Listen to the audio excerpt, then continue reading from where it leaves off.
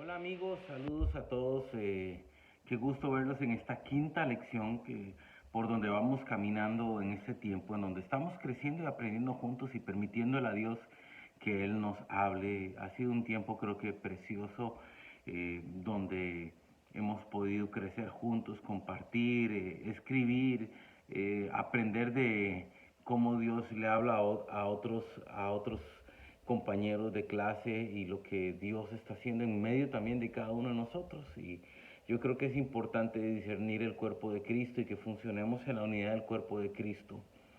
En esta quinta lección, como primer tópico, vamos a hablar de la importancia de entender el tiempo en que vivimos. Quiero leer para ustedes lo que dice la palabra de Dios en el capítulo de Hechos, el capítulo 1, versículos 7 y 8. Dice así: Jesús les dijo: no os toca a vosotros saber los tiempos o las sazones que el Padre puso en su sola potestad, pero recibiréis. Y ese pero es muy importante. Usted debe recordar que hay normalmente este tipo de palabras, de verbos, de preposiciones son muy importantes, y el pero es muy importante aquí. Dice: recibiréis poder cuando haya venido sobre vosotros el Espíritu Santo, y me seréis testigos. Usted y yo tenemos como una asignación de parte de Dios el ser testigos, testigos de lo que Dios está haciendo en este tiempo.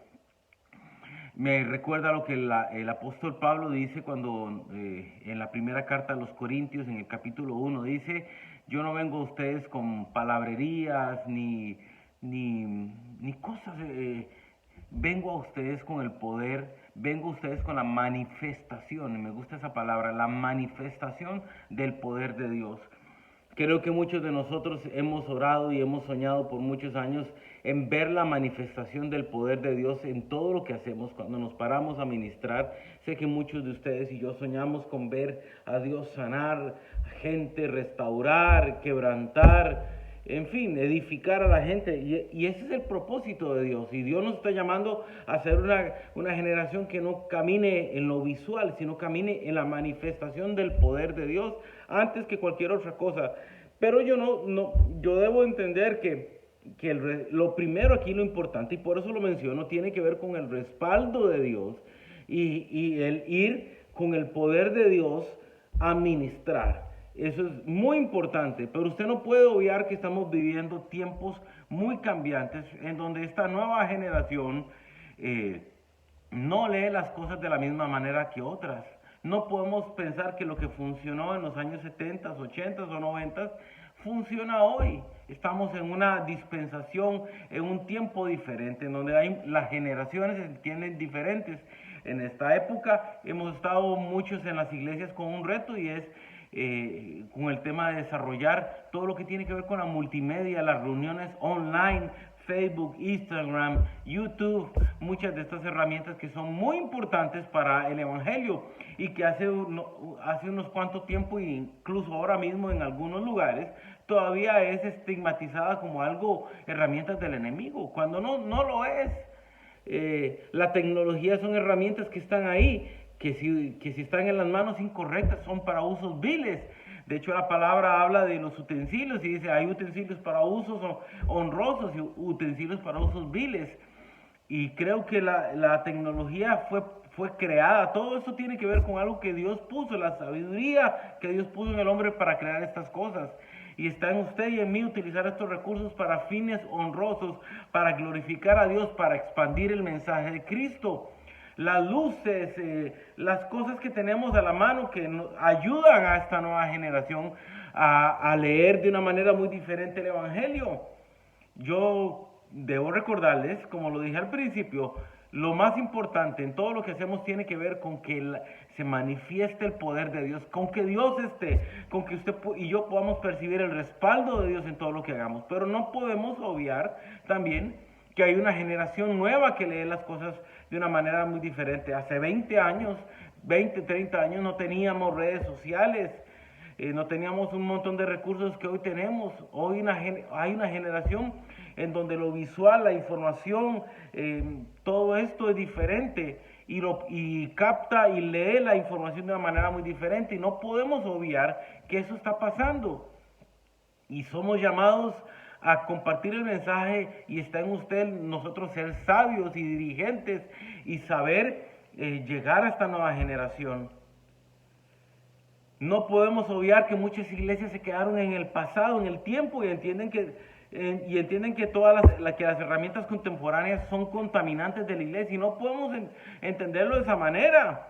Y muchas veces sin realmente hacer un análisis crítico de si realmente lo son.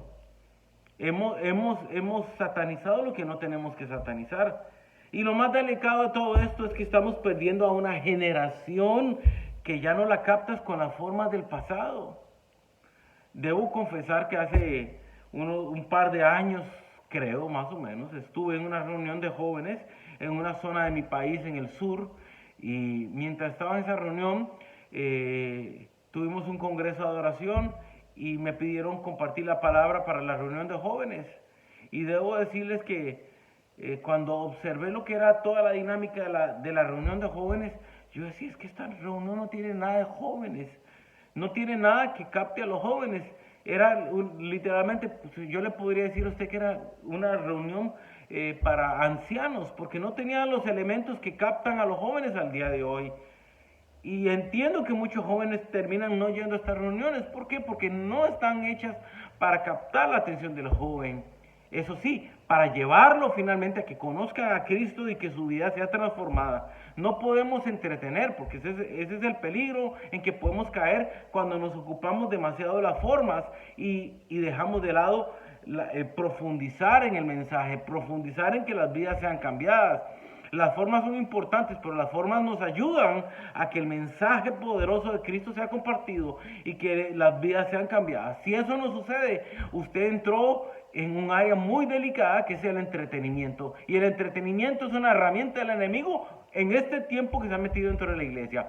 Usted y yo no hemos sido llamados para entretener, hemos sido llamados para compartir un mensaje que transforma las vidas de las personas. Para una iglesia y un equipo de oración es muy importante contextualizarse por completo y entender todo el espectro generacional que Dios ha puesto en nuestras manos para servirles. Hay gente que quiere comunicar todo con un estilo musical muy contemporáneo y tenemos gente adulta que no lee los códigos de hoy. Tenemos que aprender a cuidar de todo el espectro. La iglesia no son solo jóvenes, la iglesia hay adultos mayores, hay niños y tenemos que aprender a poder atender a todo el cuerpo de Cristo, porque lo que usted y yo hacemos tiene que ver con edificar el cuerpo de Cristo. Tenemos una urgencia por sacar la adoración de nuestros templos y llevarla a nuestros hogares. Estamos urgidos. En estos días leí en uno de los foros a una chica, creo que compartió un tema sobre enseñar sobre adoración en la iglesia, y eso es muy importante porque la iglesia entendió como adoración nuestras 5 canciones antes de la ofrenda y la prédica. Y tenemos que entender que la adoración es un ejercicio del creyente que busca conectarse con Dios de manera constante. Tenemos que llevar la adoración a nuestra vida cotidiana y que este estilo de vida transforme nuestras vidas y nuestro entorno. El segundo tópico del cual tenemos que hablar de los estilos más populares de música y la adoración pública.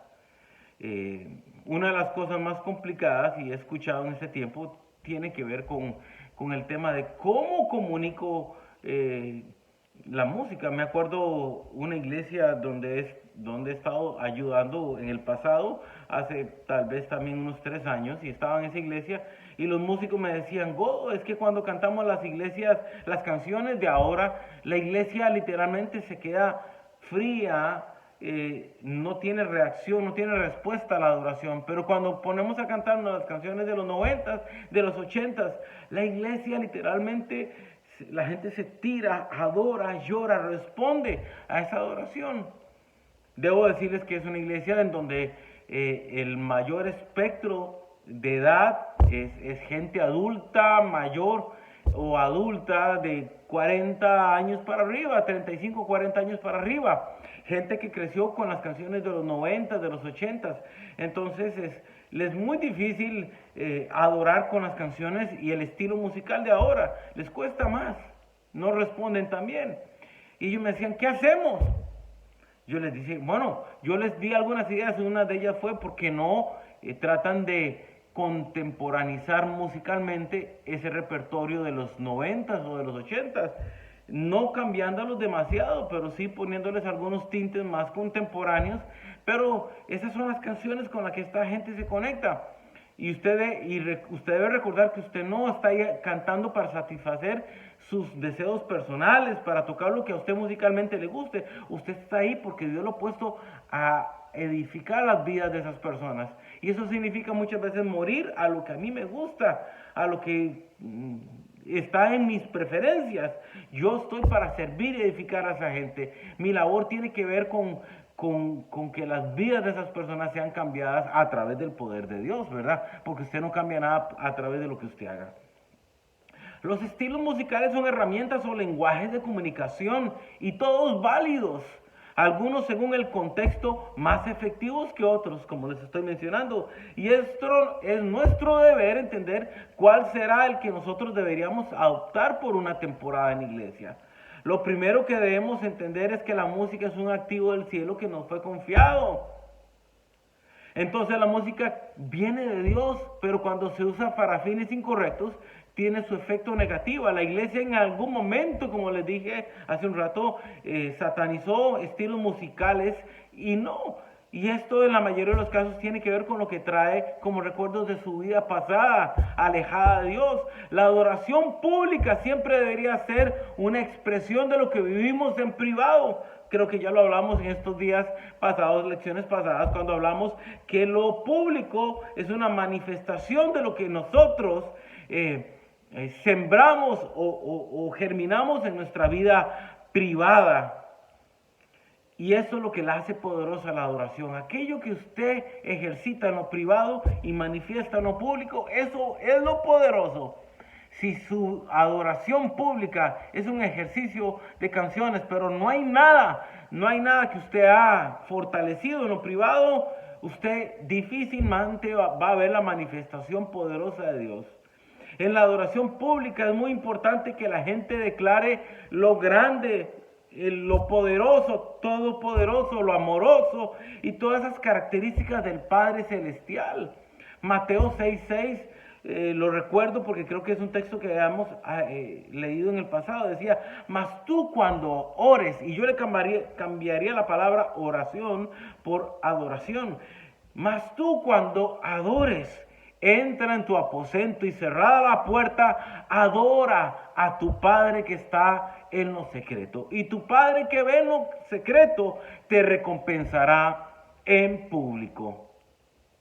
El tercer tópico que vamos a compartir aquí tiene que ver con la importancia de explorar las diferentes estilos de música y liturgias. Debemos recordar que la música es un lenguaje que por sí solo es un lenguaje de comunicación que no necesita de un micrófono para transmitir. Algunos músicos han entendido que yo no tengo la capacidad de comunicar porque no tengo un micrófono. No se equivoque, la música es un lenguaje de comunicación como tal. Podríamos explorar y hablar un poquito más de este tema en algún momento, pero creo que aquí dentro de estos 15 minutos es difícil poder explotar y ir a profundidad, pero la música es un lenguaje de comunicación, comunica alegría, comunica tristeza, comunica depresión, comunica gozo, comunica las buenas noticias de salvación. Hay música. Yo les hablé a ustedes en algún momento que ustedes con sus manos, ustedes pueden hablar del amor de Dios, de la misericordia de Dios, de la gracia de Dios, del favor de Dios. Y está en usted, si usted permite que Dios venga y gobierne su vida y tome control hasta de su don. Y su don esté sometido a la obediencia de Dios para comunicar la gracia y el favor de Dios. El saber comunicarnos y asegurarnos que el receptor del mensaje, que es la iglesia, recibe el mensaje de la manera correcta y entendible, es vital. Ese es el problema, que queremos comunicar un mensaje de una manera que no es entendible para ciertas generaciones. Para asegurarnos ser efectivos en lo que Dios nos ha llamado a hacer. En todos estos años aprendí a disfrutar de la diversidad del cuerpo de Cristo. Y usted debe entenderlo. Hay gente que no entiende que el cuerpo es diverso. Usted podrá creer que la manera en que usted hace iglesia es la mejor. Y está bien si usted cree que eso es, pero usted debe entender a discernir y amar y a entender que hay un cuerpo que es muy diverso y que hay muchas maneras que se conectan de Dios de maneras muy diversas. Hay unos que somos más pentecostalones, nos gusta lo intenso, nos gusta ministrar a Dios con mucha fuerza. Hay otros que son más propios, pero hay otros que brincan y andan alejados de Dios, y hay otros que son más sobrios, más tranquilos, pero aman a Dios y honran a Dios de una manera muy profunda. Entonces a veces el ser muy intenso no es signo de profundidad en el conocer a Dios.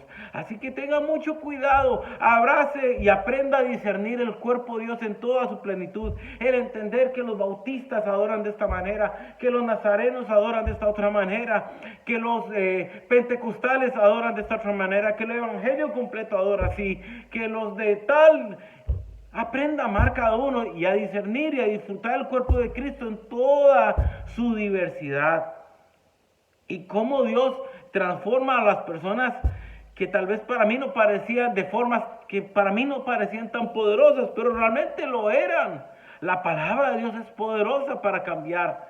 La palabra revelada. Aprendí a adorar y a gozarme con todo este tipo de diferentes iglesias, líneas denominacionales, y aprendí a entender que Dios murió por cada uno de ellos y viene por toda una iglesia, viene por un solo cuerpo.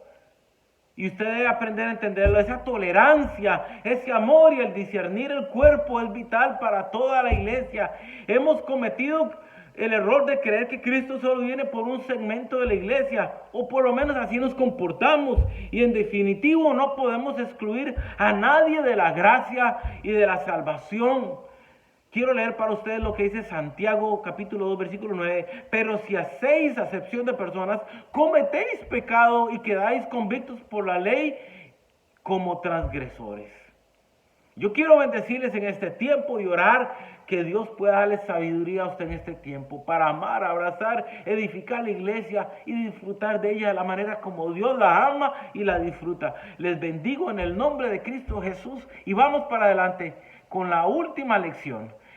Vamos a estar compartiendo una tarea con ustedes en donde vamos a crecer y vamos a crear un proyecto de graduación lindo, en donde Dios les va a dar la gracia y va a hablar con ustedes para construir un proyecto que edifique su iglesia local, y si no, que edifique su vida y que sea un plan en donde Dios le hable. Ore que Dios le hable para hablar sobre este proyecto que vamos a realizar juntos. Bendiciones.